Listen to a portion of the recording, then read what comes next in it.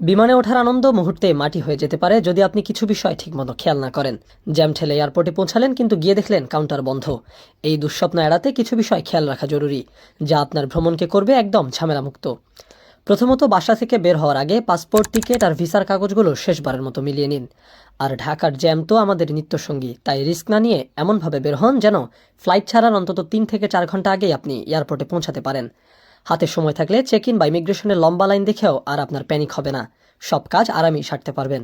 নির্দিষ্ট কাউন্টার খুঁজে নিন। মনে রাখবেন, ফ্লাইটের সাধারণত 1 ঘন্টা আগেই কাউন্টার বন্ধ হয়ে যায়, তাই দেরি করলেই বিপদ। কাউন্টারে লাগেজ জমা দেওয়ার সময় খেয়াল রাখবেন আপনি যতগুলো ব্যাগ দিচ্ছেন ঠিক ততগুলো ট্যাগ বুঝে পেলেন কিনা। পাসপোর্ট আর বোর্ডিং পাস হাতে পাওয়ার পর কাউন্টার ছাড়ার আগে একবার চেক করে নেওয়াটাই বুদ্ধিমানের কাজ। চেক ইন শেষ হলে বাইরে অযথা ঘোরাঘুরি বা আড্ডা না দিয়ে সোজা ইমিগ্রেশনে চলে যান, কারণ এখানেও সময় লাগতে পারে। ইমিগ্রেশন শেষ করেও নিশ্চিন্ত হবেন না। মনিটরে চোখ রাখুন, কারণ অনেক সময় শেষ মুহূর্তে এসেও গেট নম্বর পরিবর্তন হয়। বোর্ডিং কার্ডে লেখা নির্দিষ্ট গেট দিয়ে বিমানে উঠুন এবং প্লেনে উঠে নিজের নির্ধারিত সিটেই বসুন। অন্য সিট খালি থাকলেও অনুমতি ছাড়া বদলাবেন না। ছোটখাটো এই বিষয়গুলো মাথায় রাখলে আপনার ভ্রমণ হবে নিরাপদ আর সুন্দর।